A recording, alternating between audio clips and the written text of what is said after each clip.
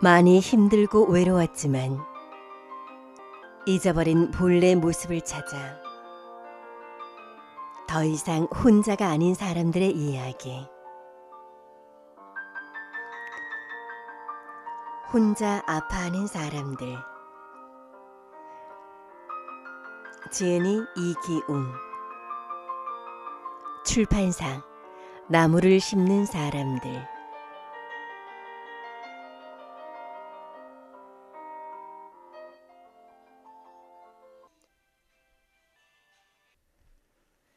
햇님쉼터 한의원 원장인 저자 이기웅님은 원광대 한의대에서 공부했습니다.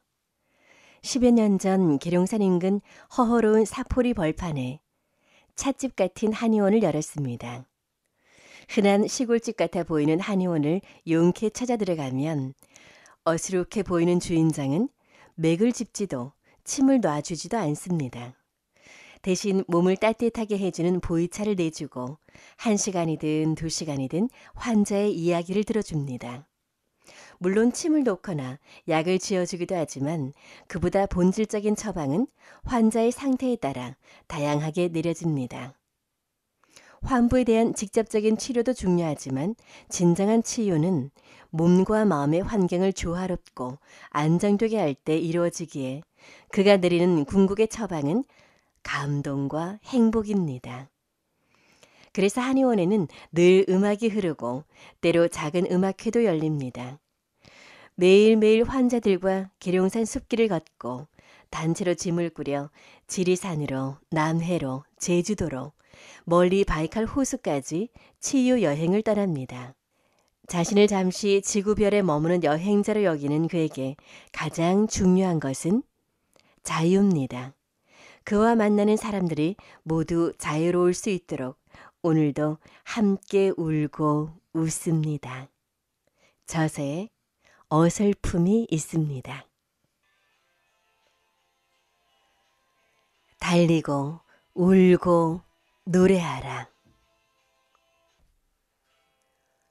몽골 전통 복색을 한 촐로가 저 만치 앞에서 흥얼흥얼 노래를 부르며 말을 타고 간다.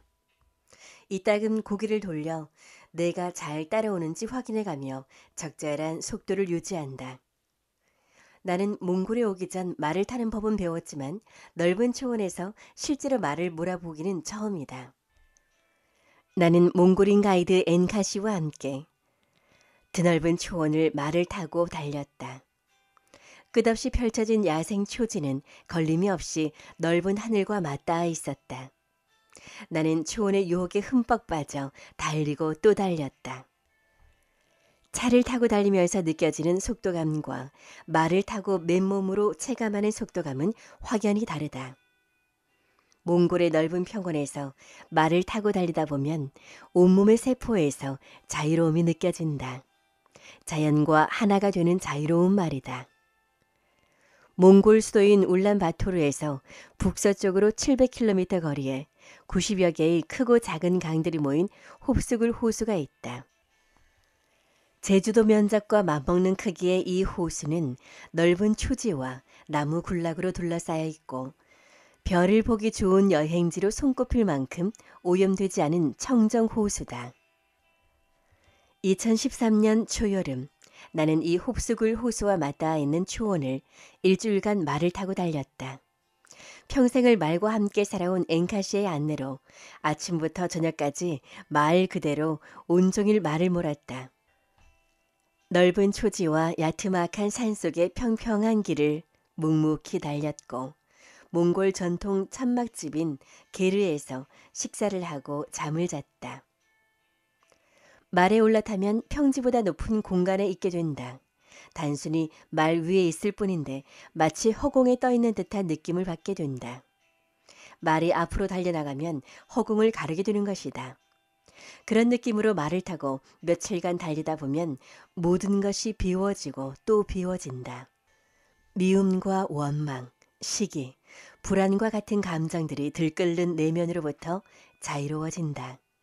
아무리 밉고 원망스러운 사람이 있더라도 용서하고 화해를 할 수 있을 것 같다.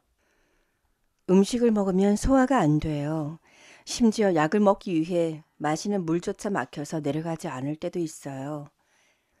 몽골 초원에서 불어오는 바람을 느끼며 말을 몰다가 지독한 소화불량에 시달려 고통을 호소하던 50대 여성 환자가 떠올랐다. 그녀는 전국 각지의 유명 병원을 찾았지만 뚜렷한 원인을 찾을 수 없었고 병세가 호전되지 않아 지인의 소개로 사포리 한의원을 찾아왔다. 이런저런 얘기를 나누며 진료를 하면서 나는 단박에 그녀 가슴에 단단하게 응어리진 면이 있는 것을 감지할 수 있었다. 봄 햇살이 통유리 창문을 통해 진료실을 따스하게 비추는 가운데 조금씩 얘기가 깊어졌다. 그녀는 어린 시절부터 지금껏 자기 목소리 한번 제대로 내지 못한 채 속으로 사귀며 살아온 자신의 이야기를 들려주었다. 억눌려서 표현되지 못한 감정들이 소화를 가로막는 주범인 것 같았다. 그녀는 한의원을 꾸준히 다니며 침 치료를 받으면서 조금씩 나아졌다.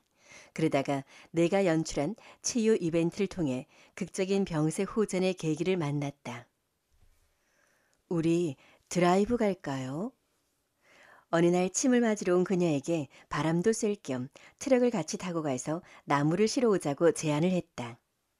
한의원에서는 나무로 불을 때 따뜻하게 데워진 황토방에서 침 치료를 하는데 마침 불을 지필 나무가 떨어진 것이다.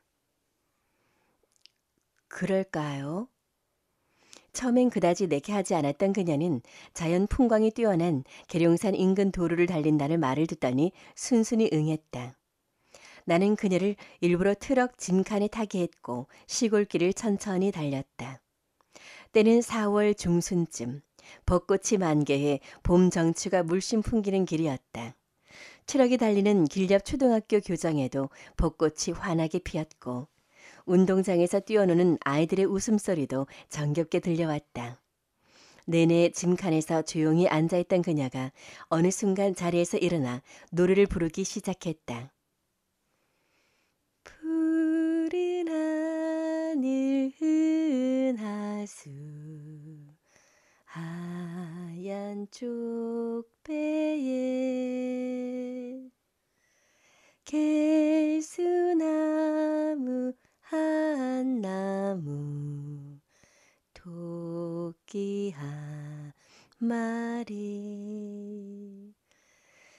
돛대도 아니 달고 삿대도 없이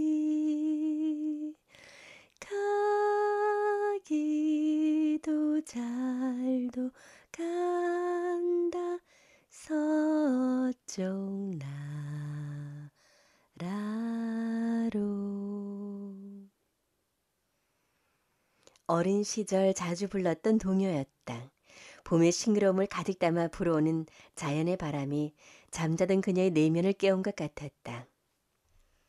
트럭이 점차 속도를 내면서 그 리듬에 맞춰 노래를 부르는 그녀의 목소리도 커졌다. 입을 닫고 있던 어린아이가 말문이 트이면 쉬지 않고 이야기를 하는 것처럼 동요로 시작한 그녀의 노래는 멈추지 않고 계속해서 이어졌다.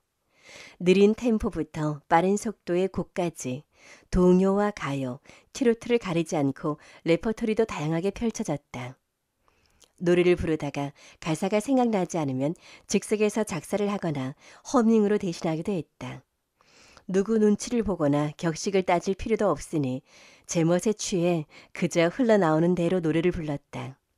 어느 순간에는 흥에 겨운 듯 야호 신난다 하는 환호성도 연이어 터져나왔다.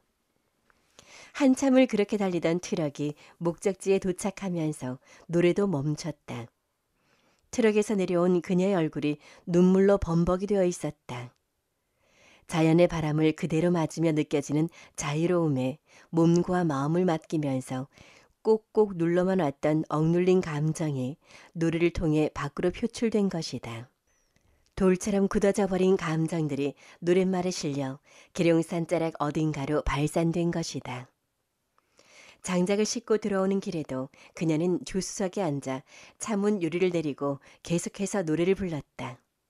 나는 아무런 말도 건네지 않았고 적절한 속도로 트럭을 운전했다.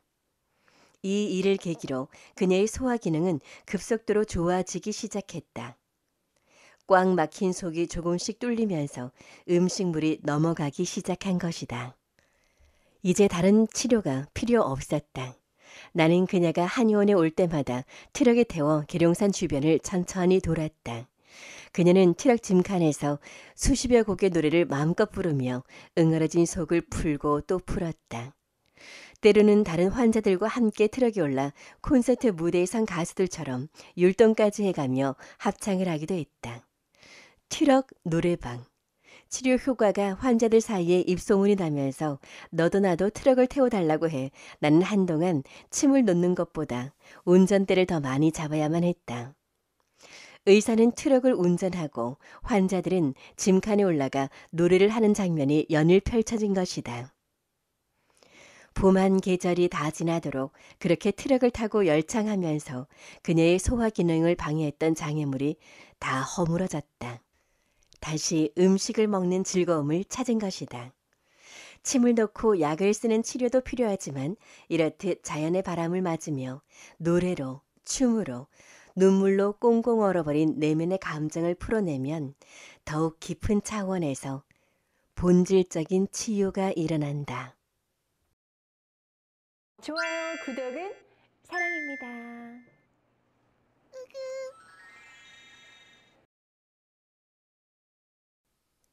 저자의 말을 낭독해 드릴게요. 진료실에서 만난 환자들에게는 공통된 특징이 있다. 그들의 내면 온도는 대체적으로 낮다. 차가운 것이다. 이 차가움은 체온으로 측정될 수 있는 것을 말하는 게 아니다. 체질에서 말하는 뜨거움이나 차가움과도 별개다. 그들의 내면이 차가운 것은 두렵고 불안하고 외롭기 때문이다. 우리는 대부분 지금껏 살아오면서 온전한 존재로 인정받고 바라봐주는 따뜻한 시선을 받지 못했다. 외부 세계의 가치와 척도로 끊임없이 비교당하고 경쟁하면서 존재의 본질을 망각하며 살고 있다. 추운 겨울 꽁꽁 얼어있는 땅에서는 작물이 제대로 자랄 수 없는 것처럼 사람의 내면도 차갑게 얼어있으면 몸과 마음이 건강할 수 없다. 환자들의 내면을 촉각으로 표현한다면 딱딱함이다. 겉으로는 잘 드러나지 않지만 내면에는 긴장이 쌓이고 또 쌓여 단단하게 굳어있는 것을 느낄 수 있다. 스스로 자기 자신을 보호하기 위해서 또는 감추기 위해서 인위적으로 힘을 잔뜩 주고 있는 것이다. 내면이 딱딱하게 굳어 있으면 몸 전체로 기운이 원활하게 흐르지 못하게 되어 본래의 자연스러움과 편안함에서 멀어지게 된다. 한겨울 밖에서 추위에 떨고 있다가 따스한 온돌방에 들어와 편안하게 누워 있으면 얼었던 몸이 풀리면서 잔뜩 굳어있던 마음도 녹아내린다. 그러면서 자신도 모르게 스르르 깊은 잠에 빠져든다. 마치 어린아기가 한없이 편안한 엄마 품에서 단잠에 든 것처럼 말이다. 바로 그 순간 우리 안에 내재한 치유의 빛이 환하게 켜지면서 원초적인 생명력이 발현된다. 아픈 곳을 낫게 하고 본래의 건강함을 되찾게 하는 것이다. 그래서 내가 주로 쓰는 처방은 이완과 안식이다. 이완과 안식은 억지로 애를 쓰거나 과도한 노력을 기울이며 하루하루를 버텨내는 삶을 살아가는 현대인들에게 필요한 처방이기도 하다. 삿포로에서는 물론 한의원 원리가 적용된 치료를 한다.